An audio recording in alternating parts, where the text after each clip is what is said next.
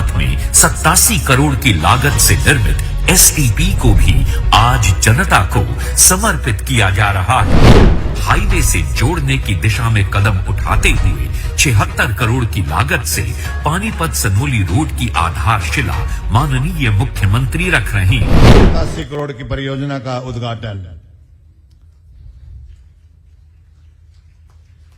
इनके पश्चात सनोली और पानीपत का जो रोड है उसका कायाकल्प करने का, क्योंकि वहां से बहुत से लोग श्रद्धालु हरिद्वार की साइड में और 4 धाम की यात्रा पे जाते हैं, वो बहुत जरूरी था लोगों के लिए। आज का ये दिन हरियाणा के प्रगति के इतिहास का एक बहुत महत्वपूर्ण दिन है। जैसा एक संयोग जुड़ा है 24 जनवरी 2024 और कुल राशि 2024 करोड़, पूरे प्रदेश का एक समान विकास। 2014 में सत्ता संभालने से पहले ही हमने कहा था हरियाणा एक, हरियाणवी एक। कभी हमने इस प्रकार का कभी दुविधा नहीं मन में आई है कि किसी विशेष जिले का, किसी विशेष इलाके का विकास ज्यादा होना चाहिए, चाहे वो नूंह जिला हो, सिरसा जिला हो, अथवा पंचकुला जिला हो, फरीदाबाद गुरुग्राम हो, करनाल हो, रोहतक हो, भिवानी हो, हिसार हो, कोई भी जिला। इन सब जिलों में जहां जितनी आवश्यकता वहां से आई है, वहां की डिमांड्स आई हैं, अथवा डिमांड नहीं भी आती है, तो मैपिंग के आधार पर जहां जिस चीज की आवश्यकता है हम अपने आप उन कामों को कराने के लिए आगे बढ़ते हैं। अभी पिछले दिनों में हमने शिक्षा विभाग के जो विद्यालय हैं, महाविद्यालय हैं, जहां जहां आवश्यकता लगी 20 किलोमीटर दायरे के अंदर एक कॉलेज जरूर होना चाहिए, हमने बिना किसी की डिमांड के भी ऐसे लगभग 70 कॉलेज पिछले वर्षों में खोले हैं, और उसमें भी महिला शिक्षा, इसके ऊपर ज्यादा ध्यान दिया है। अभी इस बार हम स्पोर्ट्स डिपार्टमेंट की मैपिंग करा करके और उस कमी को, जहां कहीं कमी है, हालांकि स्पोर्ट्स में हमारा स्थान बहुत अच्छा है, प्रदेश का कहीं पीछे नहीं है, लेकिन फिर भी और आगे बढ़ने के लिए जहां कहीं किसी खेल की ज्यादा आवश्यकता समझे या वहां की रुचि समझते हैं लोगों की, उन स्थानों के ऊपर खेलों का इंफ्रास्ट्रक्चर पूरा होना चाहिए। अभी 10 किलोमीटर दायरे के अंदर कोई ना कोई खेल का एक अवसर जरूर मिल जाए खिलाड़ियों को, तो ऐसी जब मैपिंग की गई है 307 गांव ऐसे मिले हैं जहां 10 किलोमीटर के अंदर कोई खेल सुविधा नहीं है। अभी हमने खेल विभाग को निर्देश दिया है कि सबसे पहले इन 309 गांव या 307 गांव में अगर मांग नहीं भी आई है तो भी इन 307 गांव में कौन से खेल का कौन सा छोटा बड़ा कार्यक्रम शुरू किया जा सकता है, इसका प्रबंध हम इस अगले वर्ष करने वाले हैं। किसी चीज का निर्माण करना आसान है, लेकिन किसी सिस्टम में बदलाव करके लोगों को गले उतारना यह बहुत मुश्किल है।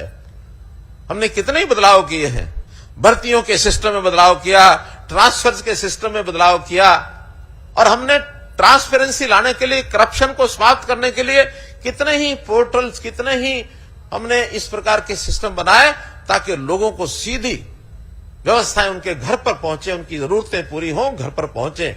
और सबसे बड़ा काम आपने देखा है, हमने जो पूरे समाज का डाटा इकट्ठा करने के लिए 71 लाख परिवार हमारे एक खाते में हमारे पास आ जाए, परिवार पहचान पत्र, ये एक यूनिक ऐसा काम किया है जो किसी प्रदेश ने, किसी देश ने आज तक नहीं किया है। आज बेरोजगारी के बारे में बहुत चर्चाएं विपक्ष के लोग करते रहते हैं।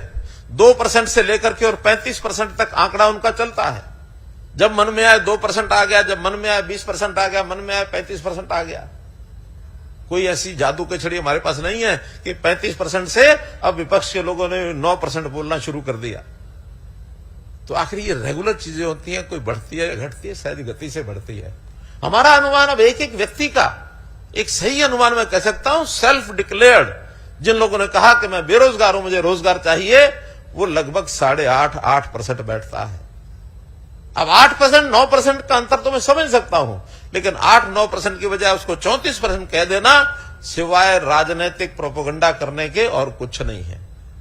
और हम इन सब 8% लोग हैं, इनका एक एक का हिसाब हमारे पास है, किसको कहां आवश्यकता उसकी पूर्ति हो सकती है। सरकारी रोजगार के नाते फार्म भरने का काम वो करते हैं, हम पारदर्शी तरीके से नौकरियां देते हैं। प्राइवेट नौकरी के नाते हम अपने उद्योग को बढ़ावा देते हैं। हमारा उद्योग ईज ऑफ डूइंग बिजनेस के कारण से बहुत अच्छा बढ़ रहा है। उस नाते से हमने पिछले 9 साल में 9.5 साल में 30 लाख लोगों को रोजगार देने के अवसर उपलब्ध कराए हैं। इसी प्रकार आज भी किसी को स्किल डेवलपमेंट के नाते, हुनर विकास के नाते अपना स्वयं का रोजगार करना है, उसके लिए बैंक से लोन लेकर के देते हैं ताकि कोई अपना रोजगार करे। हर किसी को सरकारी नौकरी, पक्की नौकरी मिलना संभव नहीं है, इसलिए हर किसी व्यक्ति को रोजगार का अवसर मिले, इसके लिए हम पूरा ध्यान रखते हैं। और अब तो हमने जो HKRN का जो पोर्टल अपना बनाया है, ऐसे बेरोजगार जिनको रोजगार चाहिए उसके ऊपर रजिस्टर करते हैं। हम उसमें भी पारदर्शिता बरते हुए हैं कि जिनकी उसमें योग्यता या जो उनकी रैंकिंग, एक अंतर जरूर रखा है इसके अंदर, जो उसमें गरीब परिवार के लोग हैं उनकी रैंकिंग ज्यादा दी गई है परिवार की आय के हिसाब से। दूसरा उसकी बारी आती है उसकी योग्यता। पहली योग्यता ये कि कोई टेम्पररी नौकरी है, कम से कम हर परिवार में जो गरीब परिवार है उसके घर का एक बालक कहीं भी एक 15-17 हजार रुपया महीना भी अगर लेने लग जाएगा तो घर का काम ठीक से चला पाएगा। 1,80,000 वर्ष की इनकम हमने किसी परिवार के लिए एक बेंचमार्क रखा है कि इस बेंचमार्क से ऊपर कितने लोगों को उठाया जा सकता है। तो ये सब सिस्टम हम व्यवस्था परिवर्तन के अपने इस टेक्नोलॉजी के माध्यम से, IT के माध्यम से ये कर रहे हैं। जो कभी भेदभाव रीजनल, क्षेत्रवाद के हिसाब से किया जाता था, पहले एक हाइपर रीजनलिज्म का बोलबाला था, उसको मैंने समाप्त किया है। जैसा मैंने पहले बताया कि पूरे हरियाणा में एक जैसा विकास हम कर रहे हैं। हमने इसके नाते से अगर एक आंकड़ा मैं देना चाहता हूं कि पिछले 10 वर्ष के अंदर हमने 33,000 किलोमीटर लंबी सड़कों का सुधार और लगभग 7,000 किलोमीटर सड़कों का नया निर्माण, ये 40,000 किलोमीटर का एक आंकड़ा, ये हर जिले के हिसाब से हम देखते हैं, चाहे वो 3 क्रम की हो, 4 क्रम की हो, 5 क्रम की हो, 6 क्रम की हो, चौड़े मार्ग हो, चाहे वो 4 मार्गीय मार्ग करने की बात है, नेशनल हाईवेज हैं, स्टेट हाईवेज हैं, सब मिला करके सड़कों का ये जाल हरियाणा में फैला है।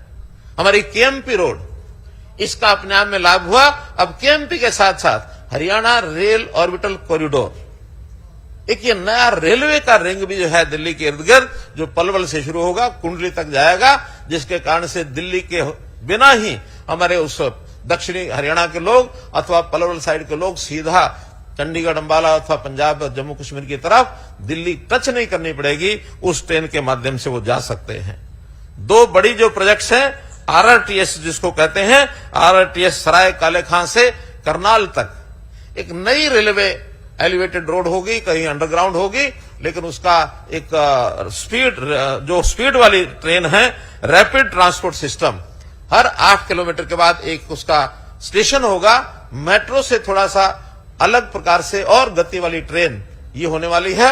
ऐसी दूसरी एक ट्रेन जो है RRTS, वो सराय काले खां से अलवर राजस्थान की तरफ वाया गुरुग्राम, रेवाड़ी जिला, ये जिले और उस एरिया में जो उद्योगपति हैं उनको उसका लाभ मिलने वाला है। जब हमने सरकार संभाली थी सिर्फ 6 मेडिकल कॉलेज उस समय चल रहे थे, आज 15 मेडिकल कॉलेज चालू स्थिति में हैं और अगले आने वाले समय में अभी 5 नए मेडिकल कॉलेज निर्माणाधीन हैं, 6 नए मेडिकल कॉलेज खोलने की प्रक्रिया चालू हो चुकी है, जमीन उनकी ले जा चुकी है। तो ऐसा ये सब 11 के 11 होने के बाद आने वाले 4 या 5 वर्षों के अंदर 26 मेडिकल कॉलेज हो जाएंगे। लेकिन मैं तो इतना ही कहूंगा कि अब डबल इंजन की हमारी ये सरकार लगातार प्रगति के पथ पर है। हम जहां इंफ्रास्ट्रक्चर पर ध्यान देते हैं, वहां सामाजिक क्षेत्र में बदलाव और समाज का जीवन कैसे खुशहाल हो, ईज ऑफ लिविंग, इस नाते से इन चीजों पर काम कर रहे हैं। और व्यक्ति के परिवार के खुशहाली के लिए केवल इंफ्रास्ट्रक्चर से काम नहीं चलता है, केवल पैसे से काम नहीं चलता है, बल्कि उसका जीवन सुखी हो, उसके जीवन में हौच-पौच ना हो और उसका जीवन का जो स्तर है ऊंचा हो, बाधाओं से विहीन हो। इन सब बातों की ओर हम ध्यान कर रहे हैं।